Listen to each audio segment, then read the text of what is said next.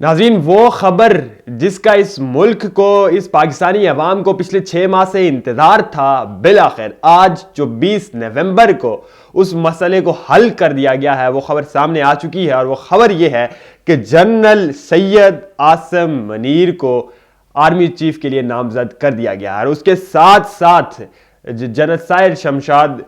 کو chief of joint army staff کے عہدے پر تعینات کر دیا گیا ہے۔ انتہائی اہم اور بڑی خبر بالآخر آج جو 20 نومبر کو سامنے آ گئی ہے۔ اس کے متعلق اس سے قبل بھی یہ خبریں گزشتہ شب سے ہی سامنے آنا شروع ہو گئی تھی کہ کون سی شخصیت آرمی چیف بننے جا رہی ہے، چونکہ جو 6 نام سمری میں لکھ کر بھیجے گئے تھے جی ایچ کیو کی جانب سے، تو ان میں ایک نیا نام بھی شامل تھا، جس کے بعد یہ خدشہ ظاہر کیا جا رہا تھا کہ اس نام کو بھی فوقیت دی جا سکتی ہے۔ لیکن بالآخر آج ہم نے دیکھا کہ کابینہ کی میٹنگ کے بعد حکومت کی جانب سے یہ فیصلہ کر دیا گیا آرمی چیف کو تعینات کرنے کا، اور وہ فیصلہ جس فیصلے پہ سٹینڈ نواز شریف کر رہے تھے، چونکہ نواز شریف کی رائے تھی کہ جو شخص سینیٹی میں پہلے نمبر پر ہے اسے آرمی چیف تعینات کر دیا جائے، تو یوں کہنا یہ درست ہوگا کہ یہ تعیناتی نواز شریف کی عین مرضی کے مطابق شہباز شریف، وزیر اعظم شہباز شریف نے کر دی ہے، اس کے لیے نامزدگی کر دی ہے۔ خیر تعیناتی تو ابھی صدر عارف علوی کے دستخط کے بعد ہوگی، اور اب اہم مرحلہ شروع ہو چکا ہے حکومت اور اپوزیشن یعنی کہ پی ٹی آئی کے مابین۔ یہ جو جنگ تھی آرمی چیف کی تعیناتی کی، جس کے لیے عمران خان کو بار بار یہ کہا جا رہا تھا کہ عمران خان کا لانگ مارچ تعیناتی پہ اثر انداز ہونے کے لیے کیا جا رہا ہے، اور بہت سارے حلقوں کی جانب سے بڑا یہ واضح طور پر کہا جا رہا تھا کہ عمران خان اس موجودہ تعیناتی کے معاملے پہ جنرل عاصم منیر کو پسندیدہ نہیں قرار دیتے، اور اس کی جو وجوہات بیان کی جاتی ہیں وہ ماضی میں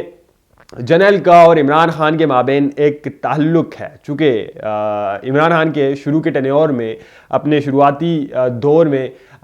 general Asim Munir D G I S I بھی رہ چکے ہیں، اور محض 6 ماہ مدت ملازمت اختیار کرنے کے بعد صرف 6 ماہ بعد عمران خان نے انہیں عہدے سے ہٹا دیا تھا، یا ان سے استعفیٰ طلب کر لیا تھا، اور اس کے بعد جنرل فیض حمید کو ڈی جی آئی ایس آئی تعینات کر دیا گیا تھا۔ اس 6 ماہ کی ٹینیور میں جو عہدے سے ہٹائے جانے کی وجوہات سامنے آئی تھیں، اور وہ یہ تھیں کہ جنرل کی جانب سے عمران خان کو کچھ ایسے ثبوت پیش کیے گئے تھے، کچھ ایسی چیزیں دکھائی گئی تھیں جن سے یہ ثابت ہوتا تھا کہ عمران خان کے گھر سے، عمران خان کی فیملی سے کچھ لوگ جو ہیں وہ کچھ عوامل میں شریک ہیں۔ وہ ثبوت سامنے آنے کے بعد ان کا خیال تھا عمران خان ظاہر ہے کرپشن کے معاملات کو بڑی سنجیدگی سے لیتے ہیں، کرپشن کے خلاف بہت بڑے مرد مجاہد ہیں، سو یہ خیال تھا کہ وہ اس پہ ری ایکشن دیں گے، لیکن انہوں نے اس وقت ری ایکشن دیا، اور ری ایکشن جو دیا وہ یہ دیا کہ اس وقت کے ڈی جی ایس آئی کو عہدے سے ہٹا کر ان سے استعفیٰ طلب کر کے نئے جو ڈی جی ایس آئی ہیں ہمارے خفیہ ایجنسی کی سربراہ کو تعینات کیا گیا تھا۔ سو اب جو اہم بحث بن چکی ہے اور پچھلے کچھ عرصے سے بہت زیادہ مسئلہ ڈسکس کیا جا رہا تھا، وہ تو کسی حد تک حل ہو چکا ہے، لیکن اس وقت عمران خان کی کڑے امتحان میں ہے، چونکہ ان کا لانگ مارچ یہ 2 دنوں بعد، آج چونکہ 24 ہے اور ٹھیک 2 دنوں بعد راولپنڈی پہنچ چکا ہوگا، اور حکومت کی جانب سے جیسے پہلے ہی یہ کہا جا رہا تھا کہ عمران خان کے لانگ مارچ کے راولپنڈی پہنچنے سے پہلے ہی حکومت اپنا کام کر دے گی۔ اب عمران خان کیا کریں گے؟ گزشتہ شب ایک انٹرویو میں بھی انہوں نے کہا تھا، جیسے ہم نے پہلے بھی آپ کو اپڈیٹ کیا تھا، کہ عمران خان یہ سمجھتے ہیں کہ عارف علوی کو ان کے ساتھ اس معاملے پر جو ہے وہ ڈسکشنز کرنی چاہیے، ان سے رائے لینی چاہیے۔ اب یہ سارا معاملہ، یہ ساری ذمہ داری عمران خان کے نہیں بلکہ عارف علوی کے کندھوں پر عائد ہوتی ہے۔ صدر عارف علوی جو کہ پاکستانی فوج کے سپریم کمانڈر بھی ہیں، اب ان کے دستخط سے آرمی چیف کو اپائنٹ ہونا ہے، اور صدر عارف علوی ظاہر ہے پی ٹی آئی کے سے ان کا تعلق رہا ہے، اور وہ عمران خان کو وہ اب بھی لیڈر سمجھتے ہیں، اور جیسے کہ عمران خان پہلے ہی کہہ چکے کہ ہم اس معاملے پر کھیلیں گے،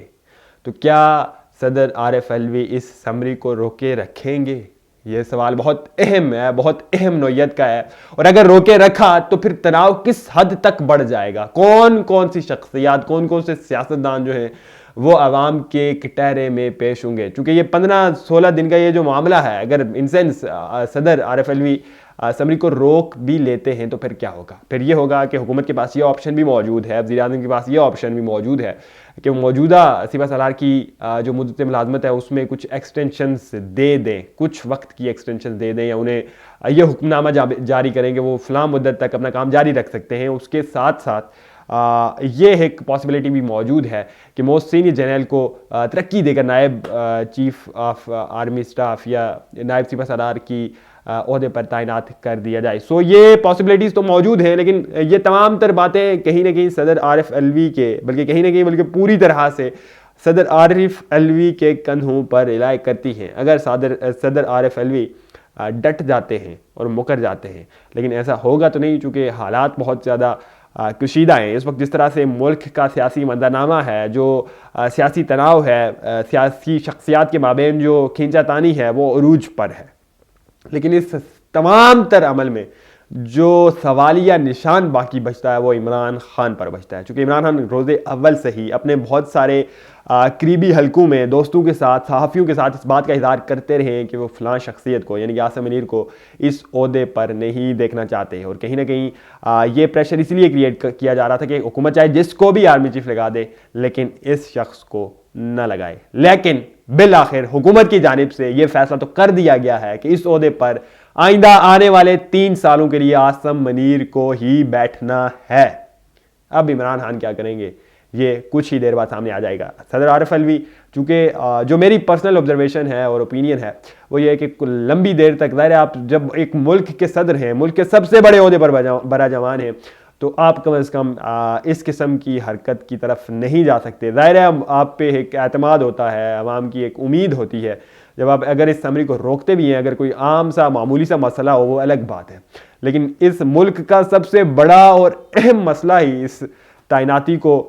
سمجھا اور بنایا جاتا ہے، تو اس مسئلے کو آپ روک نہیں سکتے۔ زیادہ سے زیادہ آخر کتنے دن تک ڈیلے کریں گے؟ مجھے تو نہیں لگتا کہ صدر عارف علوی اس معاملے کو لے کر جو ہے وہ کسی بھی قسم کی تعطل کا سہارا لیں۔ بہرحال